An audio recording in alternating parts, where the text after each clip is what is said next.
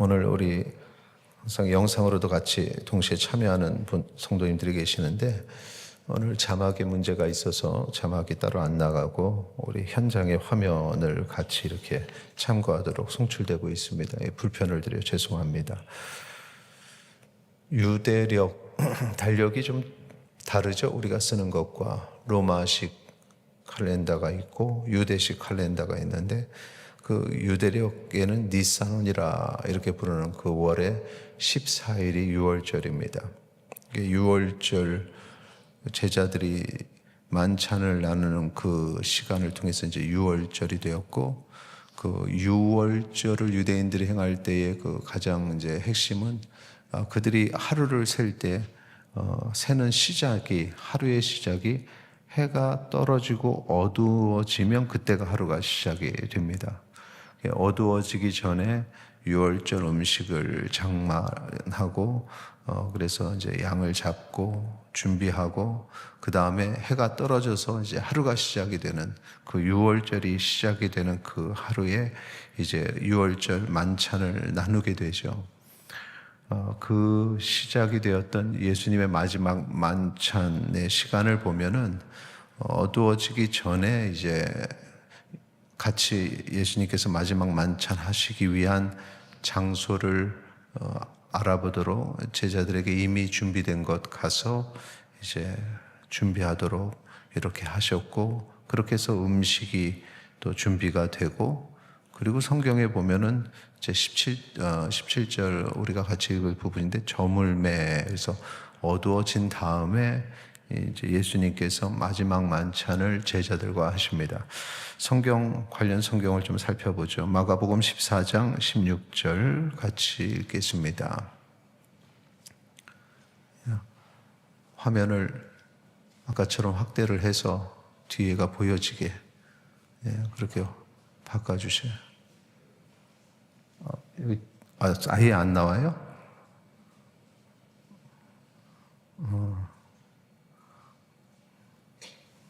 그러면은 제가 설교하는 동안에 다른 성구는 그대로 쳐서 집어넣어서 나올 수 있게 해주시고, 자, 우리 같이 성경 마가복음 14장 16절 17절 같이 읽겠습니다. 시작.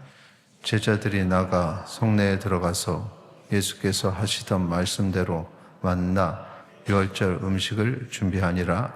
저물매 그 12를 데리시고 가서, 자, 제자들이 나가 성내로 들어가서 음식을 준비하고 또 다락방을 거기서 또 준비하게 되고, 17절에 저물매, 저문 이후에 그 12를 데리고 가셔서 만찬이 시작이 되는 겁니다. 그래서 여러분이 잘 아시다시피 주님이 이제 빵을 먼저 떼시죠. 우리가 우리의 문화대로 떡이라고 이제 표현을 하지만 빵을 떼신 겁니다. 그래서 빵을 떼서 내 몸이라 말씀을 하셨고, 또 잔을 나누실 때는 나의 피, 곧 언약의 피다 이렇게 말씀을 하셨습니다. 성만찬을 마치면서 예수님께서 하신 말씀은 나를 기념하라 이렇게 말씀하셨어요. 나를 기념하라 라는 뜻은 무엇일까요? 그것은 예수님을 생각할 때 예수님 본인만 생각하는 것이 아니라 예수님께서 하신 일을 생각하라는 거죠. 우리의 죄를 지고 십자가에 달려 죽으신 예수님을 생각하라는 것입니다. 예수님께서는 이미 앞서서 먼저 알고 계셨어요. 십자가에 달려 죽으실 것을 아시고 그 고난이, 그 십자가가 그 후대들에게 기억되기를, 제자들이 그것을 기억하기를, 그래서 나를 기념하라 이렇게 말씀하셨던 것입니다. 예수님을 그 기억할 때 십자가, 그리고 주님의 찢겨진 살, 그리고 흘려진 피, 그것이 바로 예수님이 우리를 얼마나 사랑하시는지, 그리고 하나님이 우리를 얼마나 사랑하시는지를 보여주는 증거가 됩니다. 그리고 예수님께서는 그 생명을 다하여 우리를 사랑하셨는데, 사랑을 너희들도 보여야 된다 하는 사랑의 본을 보여주시기 위해서 그날의 제자들의 발을 씻어 주십니다. 종이 되어야 한다라는 것이죠. 종이 되어야 한다. 그래서 사도 바울이 사역을 할 때 우리가 너희의 종된 것과 라는 이야기를 한 적이 있습니다. 고린도 교회 성도들에게 우리가 주의 종된 것과가 아닙니다. 그건 당연한 것이고 하나님의 종된 것은 당연한 것이고 성도들의 종이 되었다. 바울이 내가 성도들의 종이 되었다. 이런 표현을 합니다. 그것은 바로 이 예수님께서 제자들의 발을 씻겨주심으로 그 종이 하는 행위를 하셨던 그 본을 그대로 이어받은 것이죠. 이렇게 예수님께서는 섬김의 본, 종으로서 살아가는 낮아지는 본을 보여주시고 그렇게 사람들을 사랑한다고 표현을 하셨는데 그런데 사람들의 반응은 아주 그 구약시대의 완약함처럼 그들도 강팍하고 완악해서 차가웠다는 거죠.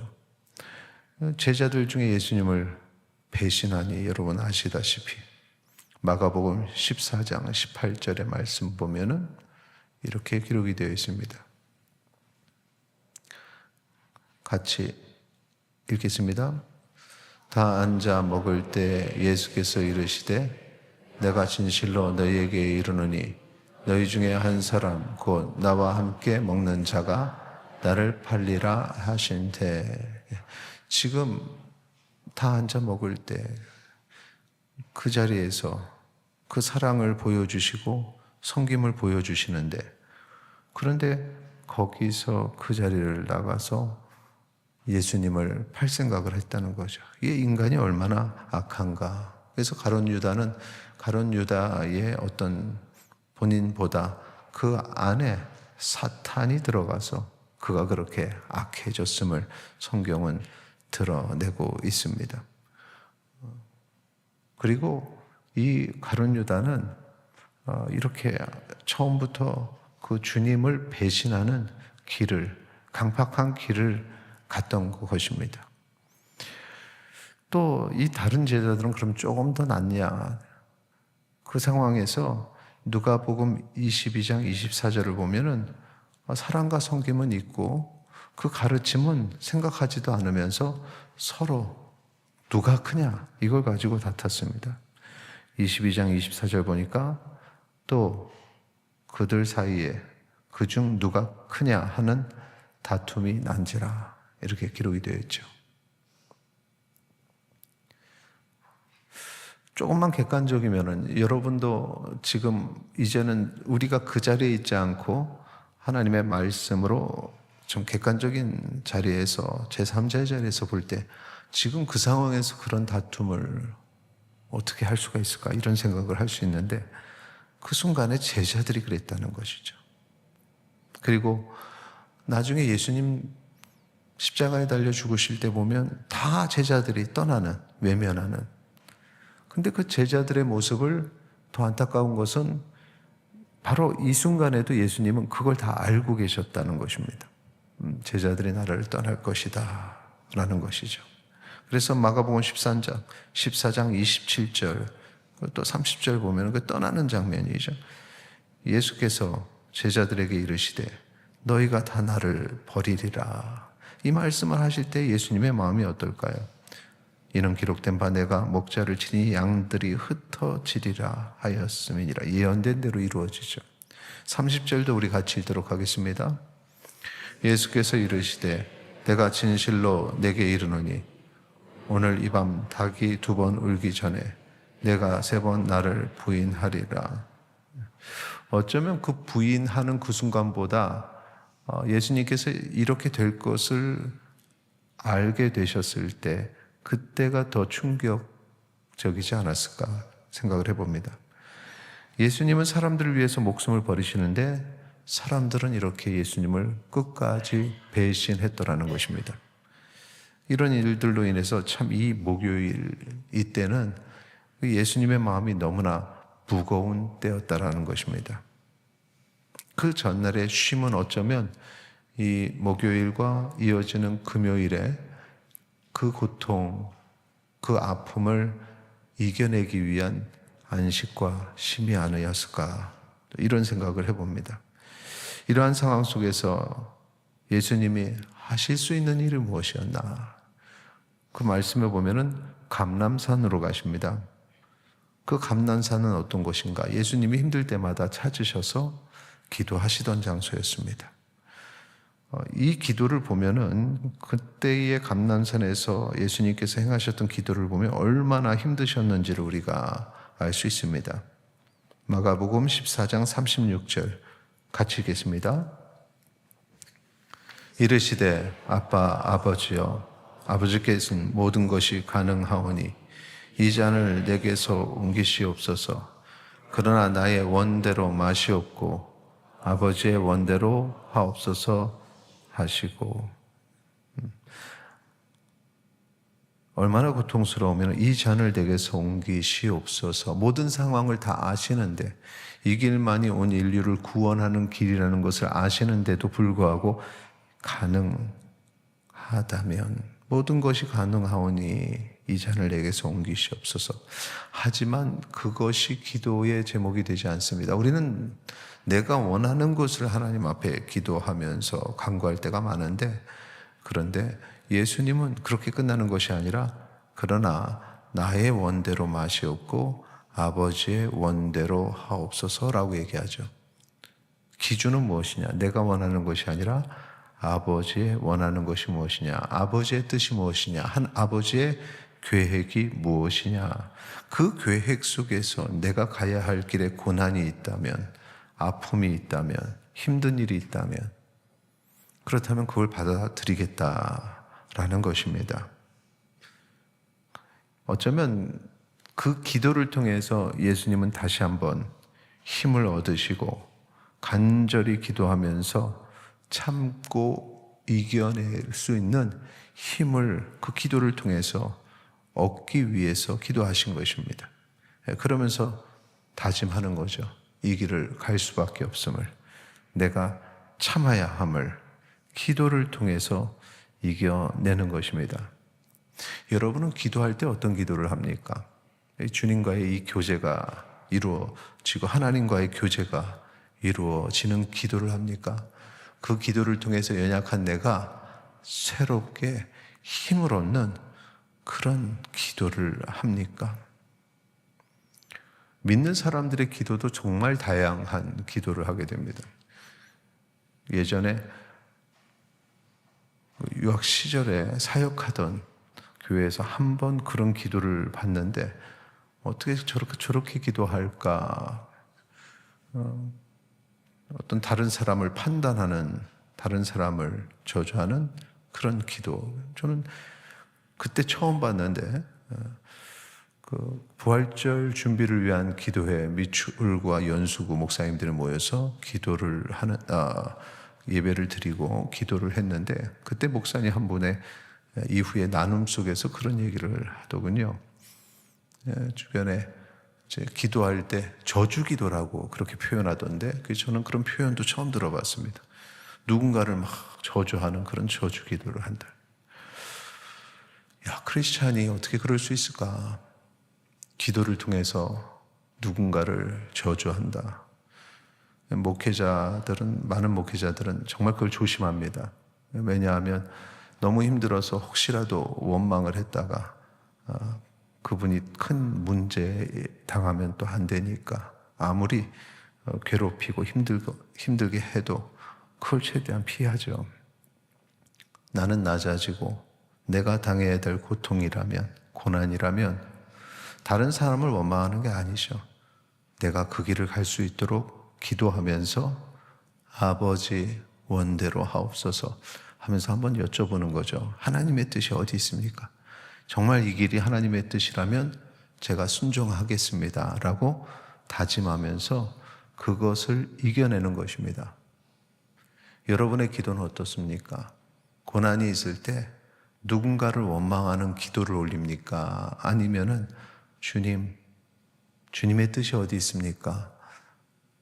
주의 뜻이 여러 뜻이 있을 터인데 이런 고난을 좀 없애주세요. 그런데 만일에 이것이 주님의 뜻이라면 주님의 뜻대로 주님의 원대로 하옵소서라는 기도를 해야 한다는 것이죠.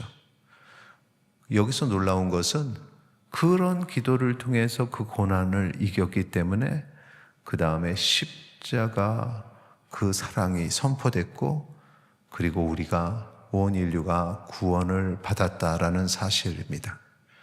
우리도 마찬가지입니다. 우리의 삶 속에 고통과 고난이 있는데 그것이 그냥 단지 내가 잘못해서 온 것이 아니라면 하나님의 큰 계획 속에서 온 고난이라면 우리는 그걸 기도를 통해서 이겨내고 참아내고 주의 뜻대로 순종을 하면 그 뒤에 위대한 일이 우리에게, 우리 가정에, 나에게 있음을 기억하시기 바랍니다. 그리고 거기에 단련되면은 우리는 큰 일을 감당하는 사람이 되는 거죠. 처음에는 참 연약한 존재로 작은 것에도 흔들리는 그런 이가 그런 어떤 연단을 통해서 이제는 그런 웬만한 고통에는, 웬만한 고난에는 담대할 수 있게 되고 그 사람을 통해서 사람들이 하나님을 경외하게 되고 주를 알게 되고 위대한 일을 이루어지는, 이게 내가 한 일이 아니구나. 나는 힘들어서 허덕이면서 기도하면서 왔는데 이렇게 큰 일을 하나님께서 행하셨구나. 고난이 없으면, 고통이 없으면 구원도 없었던 거죠. 예수님이 그 고난을 당하셨기에 우리에게 구원이 있었던 것처럼 우리의 삶 속에 하나님의 뜻이 이루어지는 모든 과정 속에 고난을 피할 수 없다면 우리가 기도로서 그 고난을 이겨내고 승리하시는 주의 백성 되시기를 축원합니다. 그래서 여러분에게 예수님에게 감람산과 같은 그런 자리가 있었으면 좋겠습니다. 감람산에서 올라가 주와 교제했던, 하나님과 교제했던 그런 자리, 여러분에도 그런 시간과 그런 자리가 있기를 바라고 주의 전이 그런 자리가 되길 원하고 이 고난주간의 시간도 그런 고난을 이겨내고 주의 뜻을 이루는 귀한 은혜의 시간이 되기를 오늘 말씀을 들어 축원합니다. 우리 같이 찬양하고 고난을 이겨내기를 우리 같이 기도하도록 하겠습니다.